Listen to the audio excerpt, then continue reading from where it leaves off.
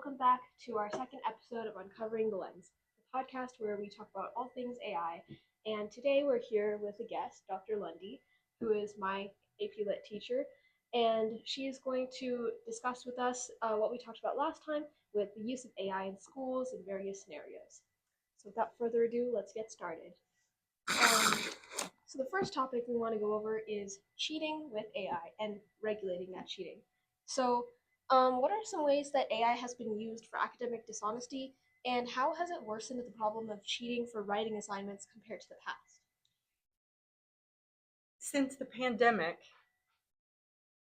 students have relied far more heavily on technology for brainstorming, for resource, for the capture of material over which to write.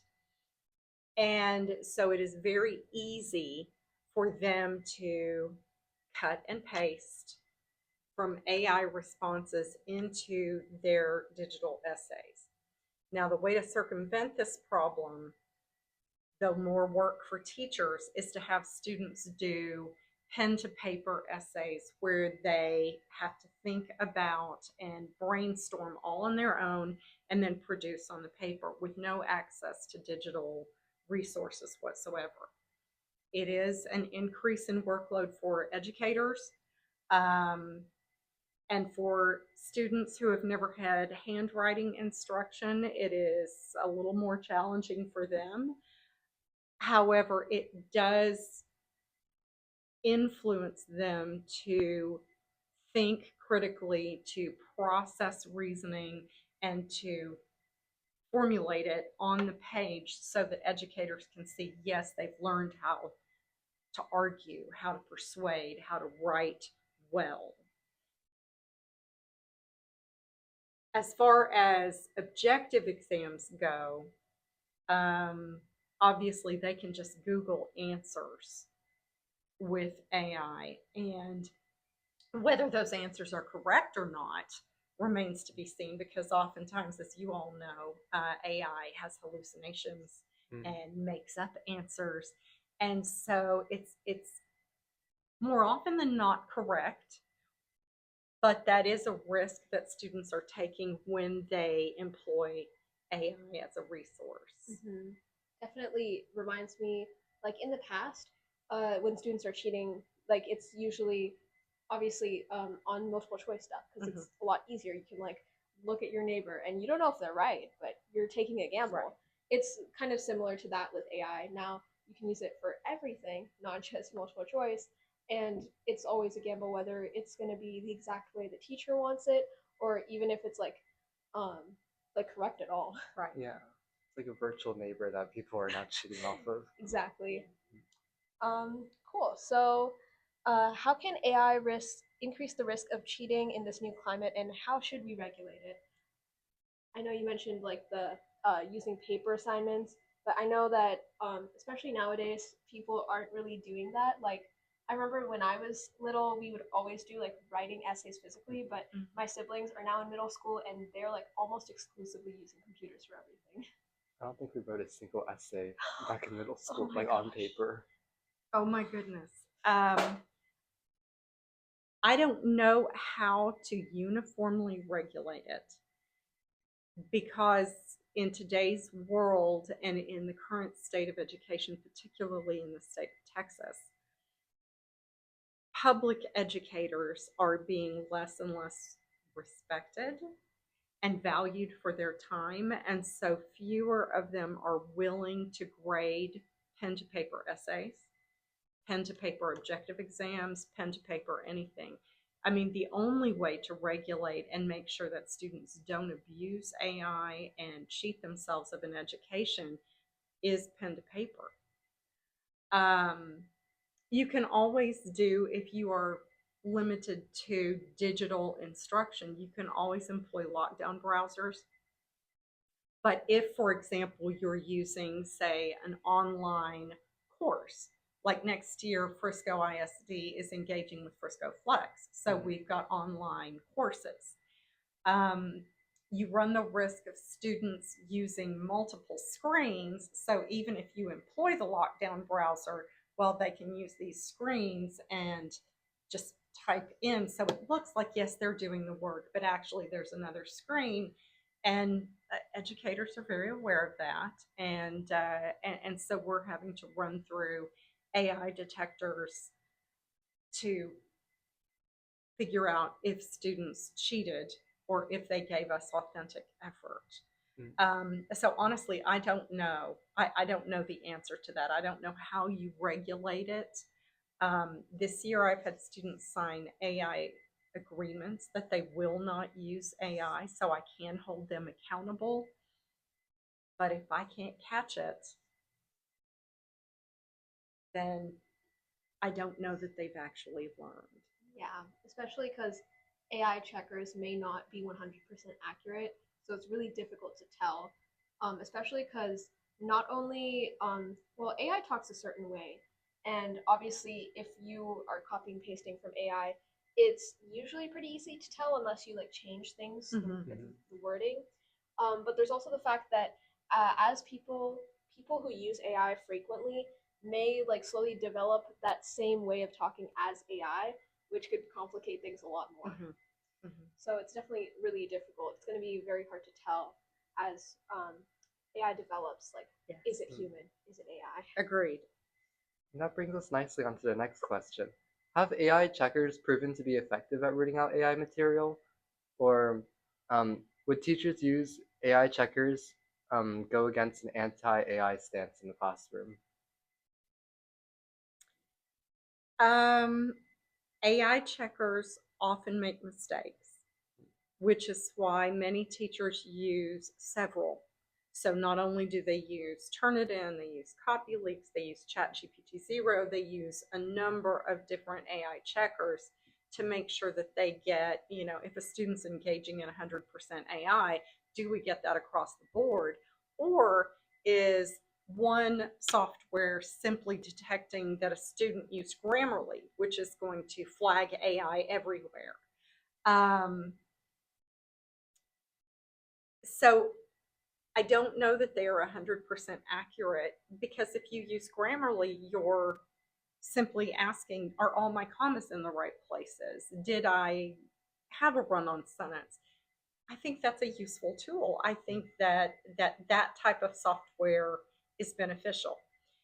AI can also, if educators choose to use it, assess an essay before you actually turn it in and say, well, you might want to reconsider this sentence because it is a comma splice. And so I think in that regard, it's useful if students are taking the responsibility of learning how to correct their own mistakes before they hand it into the teacher. So no, AI detection tools are not 100% foolproof, but they are useful if we want to ensure that students are actually learning to think Yeah. critically I think and to reason. it's especially like using a combination of AI checkers and like having a conversation with the student because um, maybe if the AI checker made a mistake and you know that the student usually is like really studious, like really good at writing, and you see their work like in timed writing assessments in class, and you can kind of have that conversation and kind of solve the issue without having to just kind of rely completely on the AI checker. Right. And unfortunately, many students now are they're graduating this spring, and they're going on to university where the professors are not necessarily always going to have that conversation. They're just going to see 100% AI detected, and they're going to bubble to zero and assume cheating. So it's good in a way that secondary educators are having these conversations with students so that we know to be on our guard as we move forward in our education process, because the patience level going forward is minimal. Yes, definitely. But yeah, that now we can move on to the next kind of topic, which is the use of AI for research slash studying. So, what are the potential benefits or drawbacks of using AI as a study tool in any way? AI is useful because it does pull together some ideas. And I think it's a great way, especially if students have writer's block, it's a great way of generating some, okay, this is where I start. The problem is if they simply cut and paste those ideas. Mm. The same is true for teachers. If teachers say, please create a lesson about writing, and it creates this, cookie cutter worksheet, well, the teacher still has to go in and tweak it and, you know, assess, is it appropriate for my collection of students, and make it either more difficult or, reduce the level of rigor in the assignment depending on what the students need. So AI is not foolproof, but it is a nice way of bouncing ideas and getting past writer's block. Yeah, definitely. I think it's also harder with like the humanities using Mm. AI. Like for math, it's pretty simple. It's really useful if you just don't understand a question, Mhm. and it's very objective. But for English, so like social studies, it really depends on the class and the teacher, Yes. and it's all very very individualized. But yeah. Um, Also, we need to remember that even like if we're using like an AP curriculum where AI has access to that and they know exactly the specifics of what we need, there's still like confirmation bias and like hallucinations that Yes. can create a lot of inaccuracies. Um, oh yeah, can teachers benefit from the use of AI to further their academic goals with students, such as providing like really specific targeted feedback, and the teacher can kind of use that to like have conversations with the student about where they need to improve. It can. You can have students feed their essay into um, Chat GPT or any AI platform and just say, would you check for run-on sentences? Would you check for passive voice? Sometimes AI is really good for that, and they will say, reconsider these passages. And so I think that for self-help, it's useful. You cannot count on it to be 100% accurate, but the majority of the time, it's usually pretty on point. So I think it can be useful. Yeah, and I do know like I know people who English is not their first language, and Mhm. they always use AI to like kind of perfect their like work emails or like the way they want to say it. So it can definitely be very useful. Um, yeah. And I've definitely noticed that English too, they're starting to adopt school AI as a way for students to check their essay before they turn it in, Mhm. especially regarding like grammar or citations. It's very good for, especially for English as a second language learners. It's very good for them to be able to say, does this sound like it should, and be a little more natural. Although AI is rather robotic, That is true. and your voice, your personality doesn't always come through. You need to make sure to give it your own special flair. But AI is very useful in making it sound more natural to the language being used in the classroom. Okay, let's move on to our final big topic, which is AI as a thought partner. This is a phrase that's kind of been circulating around. Basically, it's kind of like using AI as your friend to like bounce ideas off of. So, how can AI be used as a tool, like as a jumping off point to bounce ideas and kind of develop your own um, like project? Well, again, I think that AI can be used as a brainstorming tool. Hmm. So if, and my field is English, so if I were to say, okay, Chat GPT, tell me what you know about the life of Edgar Allan Poe, or do any of Poe's works repeatedly use color imagery like the color black? It will generate lists of works, it will generate ideas about color symbolism. So it's good in that regard to brainstorm. But again, you always have to go back and double check. You have to go and make sure these are not hallucinations. You have to go read the works and make sure that the information you're being given is not simply something that it says, oh, well, it says the black cat in the title. Clearly the cat is black. Well, are you sure? Did you read the short story? Mm. So, I mean, you do need to go double check. Don't just assume that it's 100% accurate, but it is a good thought partner. It kind of reminds me of Wikipedia. Like, you wouldn't use Wikipedia as your Right. source, but it's a great tool for finding other sources. Sure. Mm. Yes.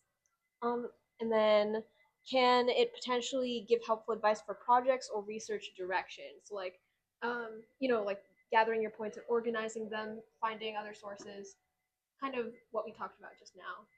Sure, I think it would be good for organizing points. AI is going to automatically give you, from the least important to the most important, or the reverse, or give you some bullet points for each major point. And I think that is useful. You just don't want to copy and paste it. Yeah, definitely. Yeah, so we kind of already talked about like how it can be better used for planning and outlining, instead of obviously copying and pasting. Sure. And then finally, what are some potential benefits and drawbacks to the teacher's use of AI in this way? Again, if teachers are using it for lesson planning, it just like with kids, it gives us some jumping off points. It gives us some good ideas to start with, but we're the ones who know our students the best. And so we have to assess, is this going to be right for my level of student? Because an on-level class is going to need different instruction than an AP class or a remedial class. So the teacher has to use their own personal expertise. AI is not going to know the students the way educators do. Definitely. All right. Thank you so much. Thank you. Thank you guys for watching the second episode of Uncovering the Lens and Uncovering the Truth, sorry. And I hope you enjoyed this podcast episode and see you guys next time. Thank you.